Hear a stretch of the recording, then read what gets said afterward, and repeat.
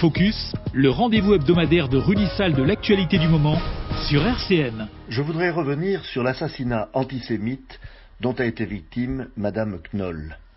L'histoire personnelle de cette dame aura commencé par l'antisémitisme pour se terminer par l'antisémitisme.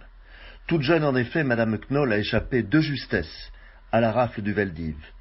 La communauté juive devait alors faire face à la plus épouvantable tuerie industrielle que l'histoire de l'humanité ait connue, décidée, programmée par l'Allemagne nazie. 6 millions de juifs ont été déportés dans les camps, ont été enfermés dans les chambres à gaz, avant que leur corps ne soit jeté dans les fours crématoires. Au nom d'une idéologie criminelle sans précédent, l'Europe a basculé dans l'ignominie la plus abjecte. Quelques rares personnes ont réussi à s'en sortir. Madame Knoll faisait partie de celle-ci. La guerre terminée, la vie s'est ouverte vers une période de paix toute relative. En effet, si officiellement l'Europe n'est plus en conflit, d'autres foyers de tension se manifestent dans différentes régions du monde.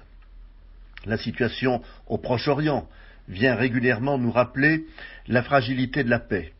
Alors que l'État d'Israël fut créé en 1948, après un vote des Nations Unies, certains de ses voisins ont décidé de contester ce vote en menant des actions terroristes. Ces actes ont commencé à viser Israël. Ce pays a su riposter et se protéger pour préserver la paix de son peuple et l'intégrité de son territoire. Dès lors, les terroristes ont décidé de toucher l'Europe, et particulièrement la France, au nom d'un antisionisme, nouvelle forme de l'antisémitisme. Les Juifs sont particulièrement visés. En effet, alors que les Juifs français ne représentent qu'1% de la population de notre pays, ils sont victimes de plus de 40% des actes racistes commis en France. Ceux-ci revêtent des formes diverses, qui partent des insultes jusqu'aux crimes. Cette fois, l'idéologie du passé a laissé la place à une nouvelle forme d'antisémitisme, se nourrissant de propagande islamiste. Mais à l'arrivée, ce sont toujours les mêmes innocents qui sont visés. Depuis Ilan Halimi, massacré par le gang des barbares, jusqu'à Madame Knoll, en passant par les jeunes élèves de l'école Oratora de Toulouse, nous sommes confrontés à une vague antisémite ignoble et insupportable. Nous devons en permanence dénoncer l'antisémitisme. Nous devons nous alerter, nous révolter face à ce fléau qui ronge la République. J'ai pour habitude de le dire et de le redire à longueur de journée. Chaque acte antisémite est un acte contre la France. Et à ceux qui me reprochent d'en faire trop, je leur réponds qu'on n'en fait jamais assez dans ce domaine. Madame Knoll a failli perdre la vie à cause de l'idéologie nazie qui avait institutionnalisé l'antisémitisme. Elle a été assassinée au nom d'un nouvel antisémitisme rampant, sournois, lâche et aveugle. Ne soyons pas à notre tour lâches et aveugles, en classant ces meurtres au rang des faits divers.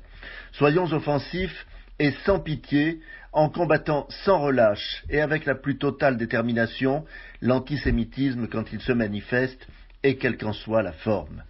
Il n'y a pas de petit acte antisémite. Considérons que l'acte le plus mineur, comme une insulte ou une insinuation, est la porte d'entrée à des actes beaucoup plus graves. Et si on n'est pas ferme sur les actes mineurs, alors on ouvre la porte aux crimes les plus abjects. Jamais la mobilisation des pouvoirs publics n'a été aussi forte pour lutter contre l'antisémitisme. C'est bien, et je m'en félicite. Ariel Sharon m'avait même confié un jour que la France était le pays qui faisait le plus d'efforts pour lutter contre l'antisémitisme. Le travail le plus important désormais est de faire entrer dans toutes les consciences que lutter contre l'antisémitisme est un devoir de chacun et à chaque instant. C'est un grand défi à relever tous ensemble et sans délai, sans attendre de nouvelles victimes. Focus, le rendez-vous hebdomadaire de Rudy Sall de l'actualité du moment sur RCN.